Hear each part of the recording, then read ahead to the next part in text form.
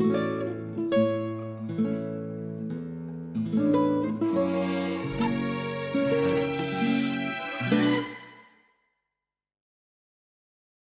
you're looking at me like that? Oh yes, I can see it in your eyes. You are judging me like a book by the coveralls.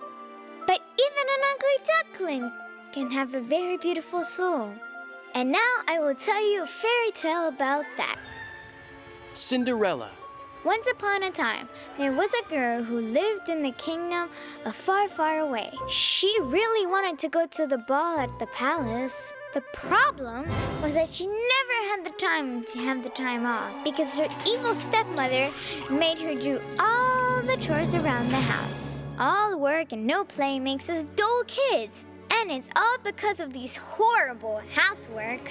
Cinderella did all the laundry. She washed all the pots and pans. And every day she cleaned the fireplace by taking out the ashes. By the way, that's what Cinderella means, little ashes. In the meantime, the king had decided to throw another ball at the palace.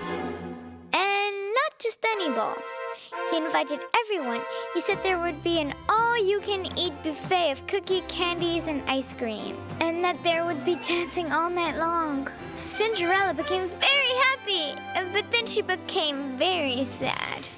That's because she only had one dress to wear, and it was very dirty. So she had no dress to wear to the fancy ball of the royal palace. And then suddenly, the good witch showed up and said, "I'm your godmother, and I will help you.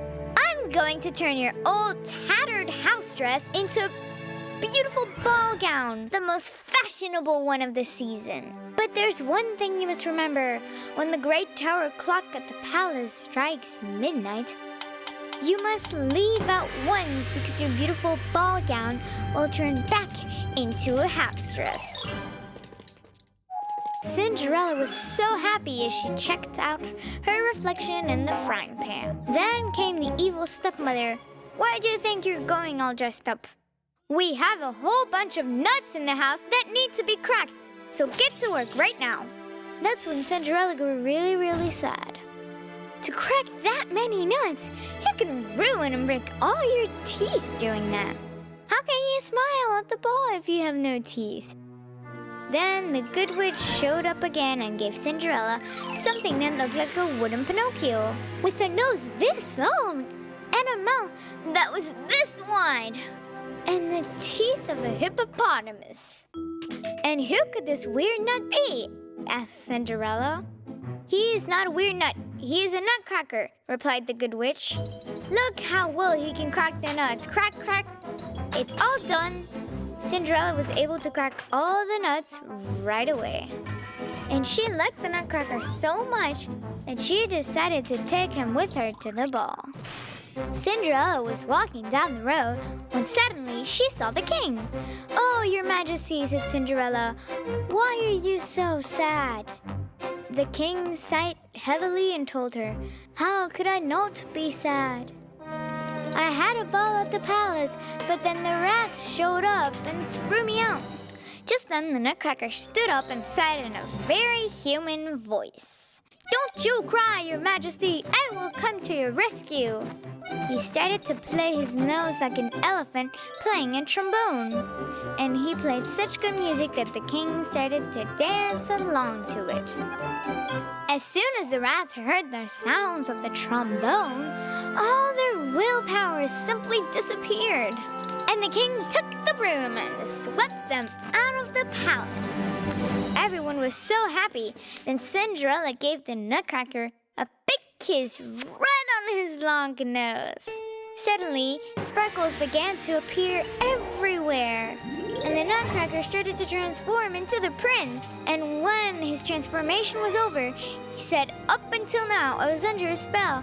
And now, my dear Cinderella, I am so happy that I would like to offer you my hand, my heart, and also these pretty glass slippers." Just then, the tower clock at the palace began to strike midnight. Cinderella got scared that the prince would stop loving her when he saw her in her old house dress.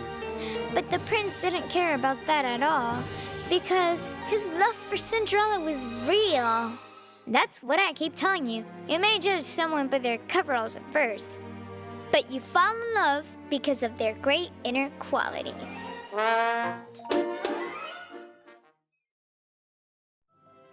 Why'd you take up all that space? Now the little one has no place to sit. You think just because you're bigger, you can be mean to him? I'd better tell you a fairy tale about a giant and a very small boy.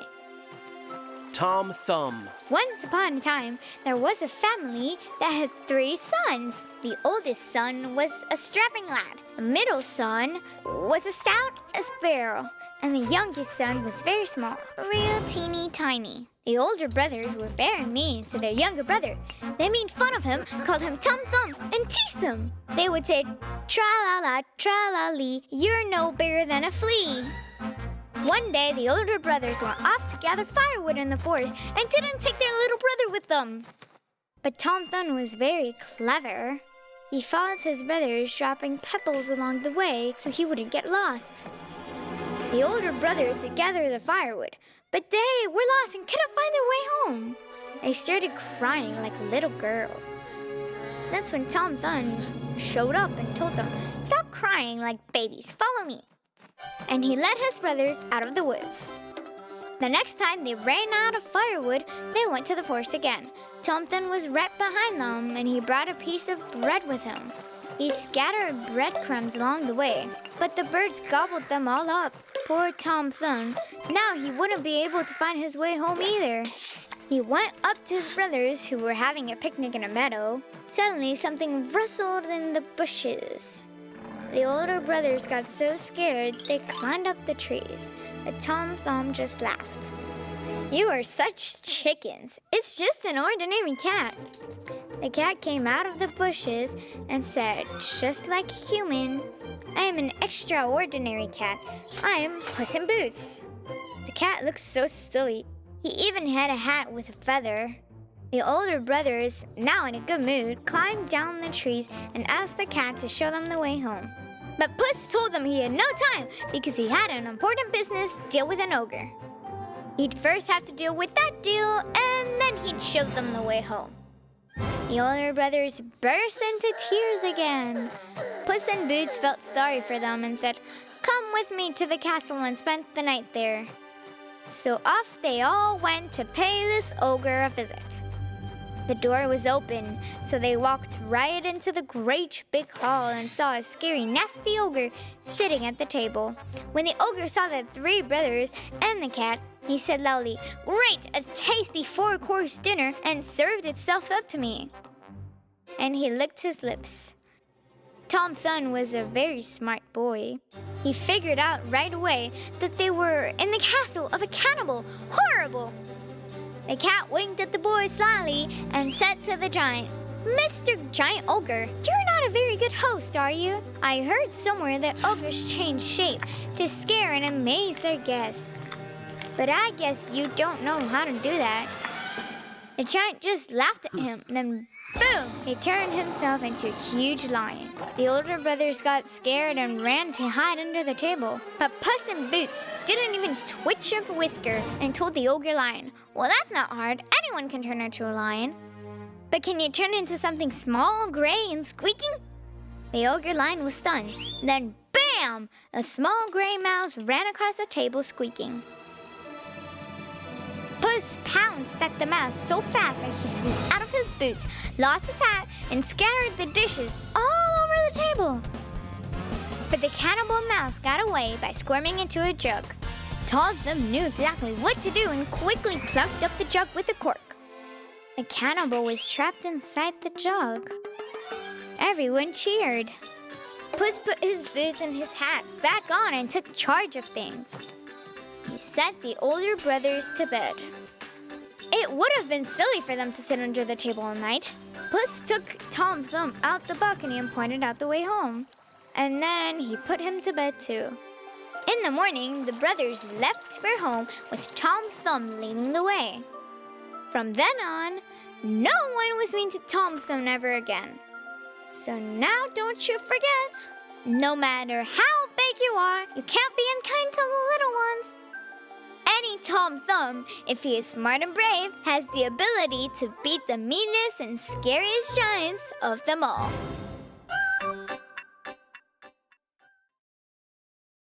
Why are you two looking at me like that, huh? You can find a good use for all sorts of weird things. Oh, wait. I know a fairy tale about that.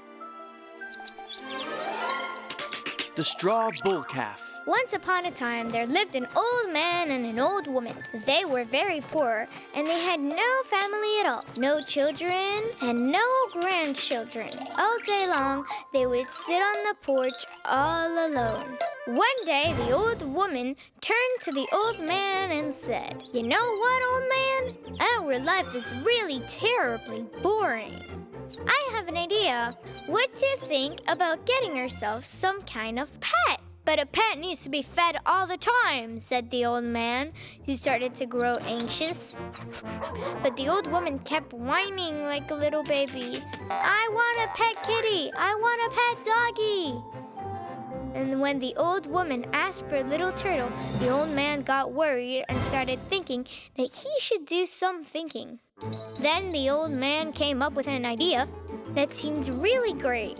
The old man went to the barn, did some sweeping around the corners, and gathered up a whole bunch of straw. The old man made a bull calf out of the straw, and to make the bull calf tough, he coated it with tar. The old woman was so happy that her wish had come true that she took the straw bull calf to a meadow and left him there to graze. The straw bull calf was standing in the meadow. Above him, the sun was shining, and all around him, the birds were chirping. Then suddenly the bear came along. He saw the bull calf and said, "Good morning. How do you do?" The bull calf was mute because he was made out of straw. The bear was so surprised that he repeated, "Good morning." But the bull calf didn't say anything. The bear became very angry and he roared, "Why must you be so rude to me? If you were a well-behaved bull calf, you would have said good morning back to me." But once again, the bull calf said nothing. "I will teach you a lesson," roared the bear, and he smacked the bull calf on the side that was covered in tar. And you guessed it, the bear's paw got stuck in the tar. The bear tried to free his paw, but the bull calf wouldn't let him go. "Hey, let me go," roared the bear. "Or else," and using his other paw, he smacked the bull calf on the side covered with tar. Now both his paws were stuck. The bear got scared and screamed at the top of his lungs. "Oh dear, bull calf, please let me go. Please, bull calf, pretty please." When the old man heard the bear screaming out there, he immediately ran to the meadow and said, "Hey, you bear, how dare you touch my bull calf? I'm going to grab you, and I'm going to throw you, into these thorny gooseberry bushes." "Please, old man," begged the bear. "Ask me anything you want. I'll do anything for you, but please don't throw me into the thorny gooseberry bushes.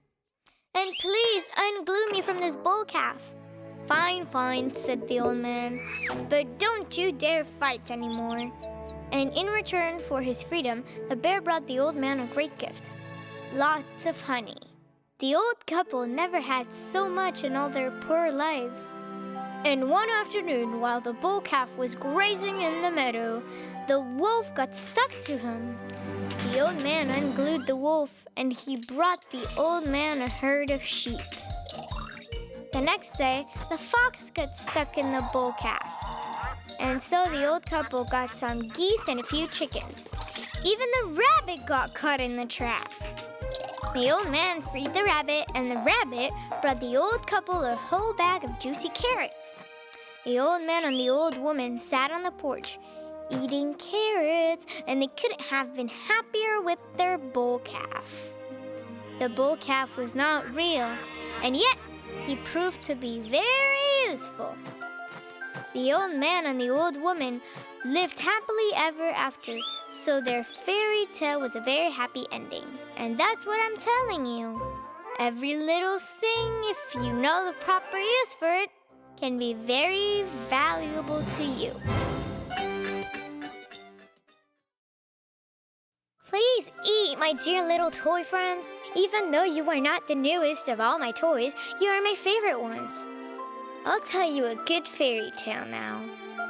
The Swineherd. In a kingdom far, far away lived this one princess who was very fussy. More than anything in the world, the princess loved mechanical toys, especially those that were very intricately made. In her palace, she had a mechanical nightingale, a jack-in-the-box, and an artificial rose that looked very realistic. In the neighboring kingdom, there lived a prince who was very kind and who really loved animals. This prince loved cats, dogs, horses, and even little piglets. The kingdom where the prince lived was not a very big one, but there was plenty of room for everyone, like a real zoo. One day, the prince took his pigs out into the meadow and saw the fussy princess with her ladies-in-waiting playing with the mechanical nightingale. "Oh my, what a beautiful princess," thought the prince. "I really should get her a nice present." The prince chose the pudgiest and pinkest piglet of all of them, and he sent it to the princess. He also sent her a letter with the piglet offering the princess his hand and heart. "Oh my, what a lovely little piglet," the princess screamed. "So pudgy and pink, it must have cost a fortune. Just listen to the sound it's making. It snorts almost like a real piglet." "Ew," said the ladies-in-waiting. "That's because it is a real pig." "What? It is not a toy?" said the princess, and blinked her eyes, looking hurt. "This prince can take his pig along with his hand and his heart and stay far away from my palace. How dare you treat me, a princess, like a pig?" The prince, of course, was hurt. He locked himself up in the workshop of his kingdom and started to tinker with something. And about a week or so later, the princess was playing in the meadow, scaring her ladies-in-waiting with her jack-in-the-box, and suddenly she heard some music. It was the prince, dressed up as a swineherd, sitting on a tree stump. He was holding a wonderful pot. All around it were little bells, and on top was a lid made of gold. Ding-dong, the little bells kept ringing. "Oh, you dear Augustin, Augustin, Augustin." "Oh my, what is this lovely thing?" the princess asked him. "This here is a magic pot. I'll show you how it works. Little pot, make food," the prince said. And right away, porridge started to appear in the pot. It smelled so good and looked so tasty that all the pigs from all over the kingdom came running over in the meadow. The princess tasted the porridge and tasted some more. Yummy, yummy! And then she started to fuss. "I want this pot! I want this pot! Buy me this magic pot right away!" So the ladies-in-waiting asked the Prince Swineherd, "How much do you want for this pot?" "It's very expensive. You can't afford it," said the prince. "How dare you talk like that, you silly swineherd? Tell me right now how much it is, or we will shoo all your little piglets away. I'll take 100 flicks on the princess's forehead in exchange for this pot." "You impudent swineherd!" cried the ladies-in-waiting.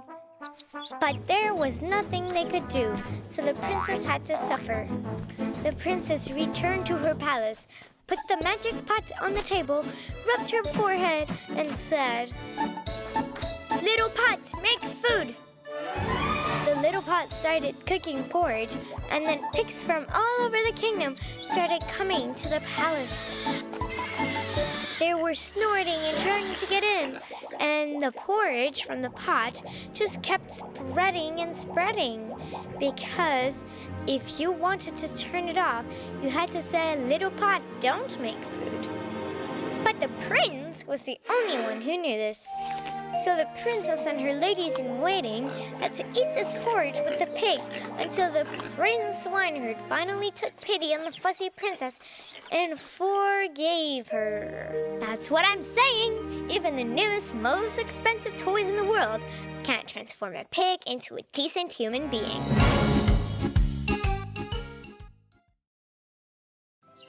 Good children always share everything with others and do it the right way.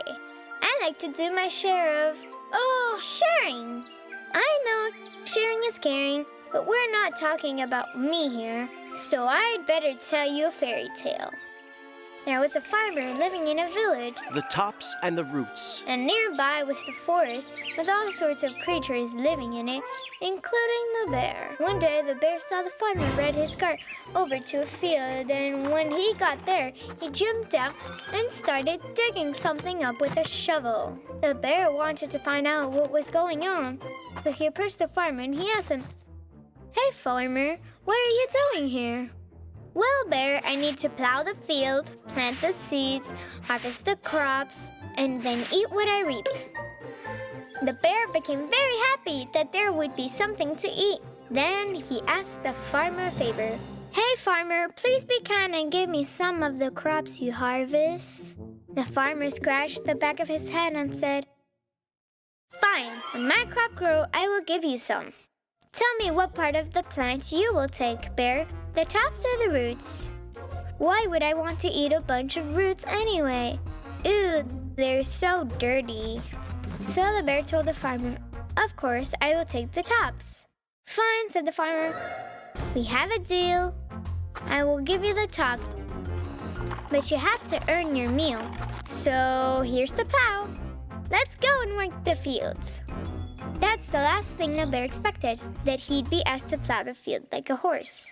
But the bear had no choice. He worked and huffed and puffed, with the farmer hurrying him from behind the plow. "Come on, my little pony, run faster!" Anyway, they plowed the fields, planted the seeds, and then boom! They got lots and lots of turnips. The bear picked all the turnips and took them to the farmer's house, where he threw them into a heap. The poor bear was so tired he could barely stand. Then the farmer came over and started to divide up the crop.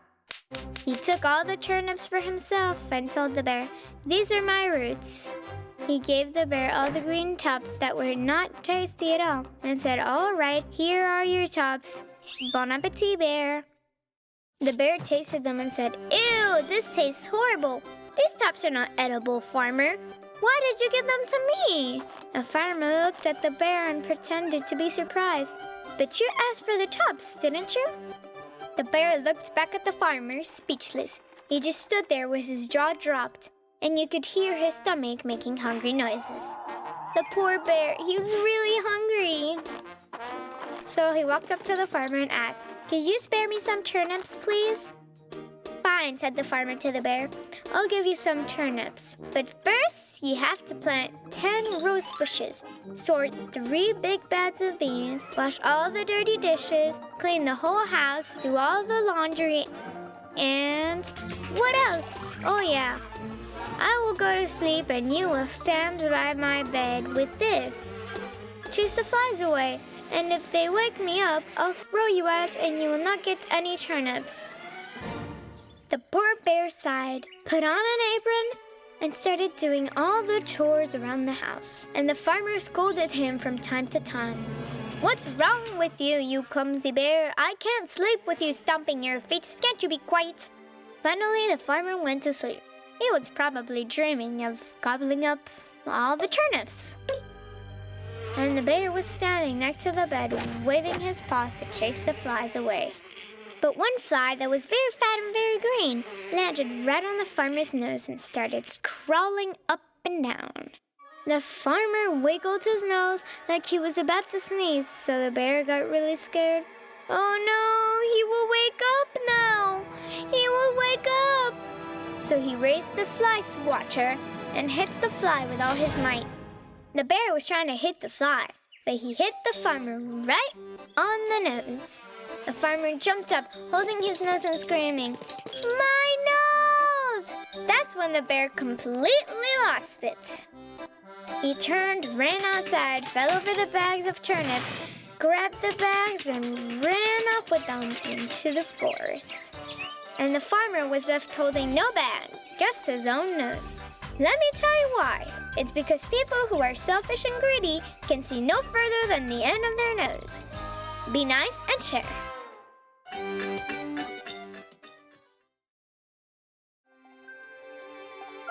Listen, I have to leave you now, my darling toy friends. I'll be back by lunchtime. While I'm out, please don't misbehave, be nice to each other, and don't open the doors for strangers. Then nothing very scary will happen to you, and you won't end up in bad situation. Like the 7 young kids from my fairy tale. I'll tell you their scary story. The Wolf and the 7 Young Kids. Once upon a time, Big Bad Wolf was living next to the 7 young kids. The kids listened to their mother, and the wolf listened to no one. That's why he grew to be an angry, ill-mannered brute. So then one day, the mother of the kitties went to a store to buy some milk. No, not milk. Well, anyway, she had to go to the store to buy something. Maybe it was cabbage. Before going to the store, Mother Goat told her 7 young kids, "Stay inside and be quiet, and don't open the door for anyone, even if they say it's the police, or that it's the maintenance guy. You can open the door only if you hear the following song. Little kitties, listen to me, sweeties, open the door and be speedy." No, that's wrong. Here's the right one. Listen, sweeties, little kitties, I don't ask anymore. Then you open the door. Mother is back with some milk in her sack. She went to get some cabbage. You need to sing the song about cabbage. Listen, sweeties, little kitties, I don't ask anymore. Then you open the door. Mother is back with cabbage in her sack. There, Big Bad Wolf listened at the door and heard this song. Big Bad Wolf was a real baddie. It's really not nice to listen at the door. So as soon as Mother Goat left, Big Bad Wolf ran up and started to pound the door, and he sang, "Listen, sweeties, little kitties, I don't ask any more than you open the door. Mother is back with cabbage in her sack." He pretended to be their mother, but his voice roared like a motor. So then the 7 young kids spoke up and told Big Bad Wolf, "Go away, you're not our mother. Our mother left to get some cabbage." And they didn't open the door. Big Bad Wolf really wanted to gobble up the 7 young kids. And this is what he came up with. He went to the blacksmith and asked him to make his voice really high as the voice of Mother Goat. So the blacksmith took out a huge sledgehammer, and then he used that sledgehammer to make Big Bad Wolf a voice that was really high and whiny. So now Big Bad Wolf could bleat as well as a goat. So he ran up again to the house with the 7 young kids and started singing. "Listen, sweeties, little kitties, I don't ask anymore. Then you open the door. Mother is back with some milk. No, with cabbage in her sack." The silly 7 young kids got so happy they started screaming, "Mommy, Mommy came back!" And then they opened the door.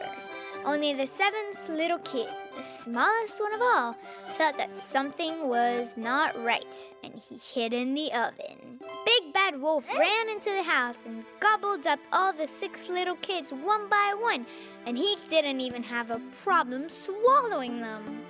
And the entire time, he kept looking around and searching for the 7th little kid, but he couldn't see him anywhere. Then he heard someone sneezing in the oven. "Ah!" he screamed. "That's where you hid from me.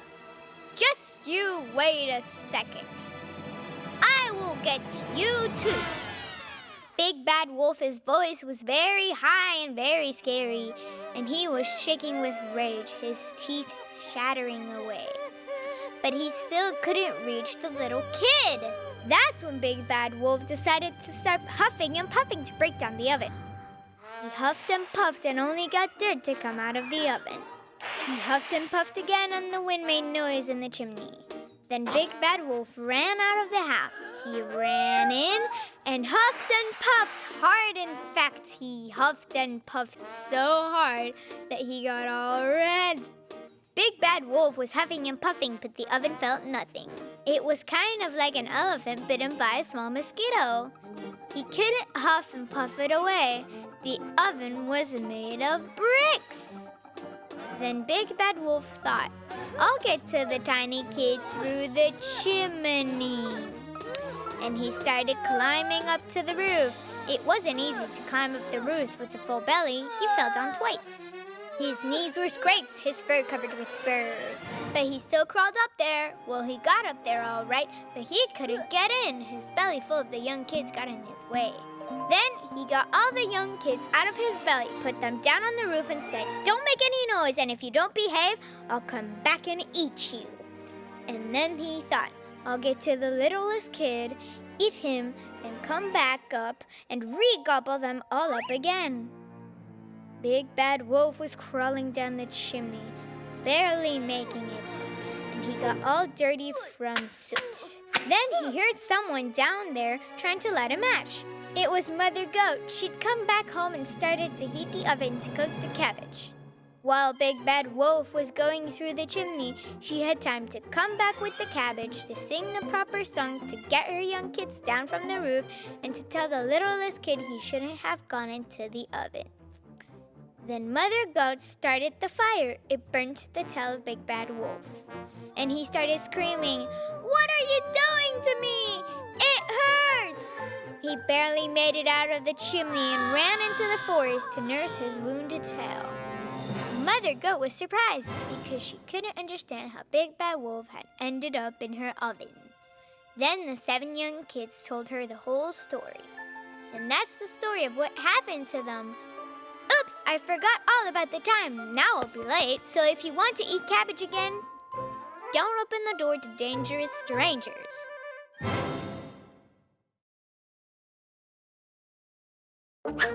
So. Where could all of the cartoons be hiding? Let's start an investigation. 1, 2, 3, 4, 5, 6. Let's look for cartoons to pick. I will press this microphone. Masha and the Bear, let's go. That's how easy it is.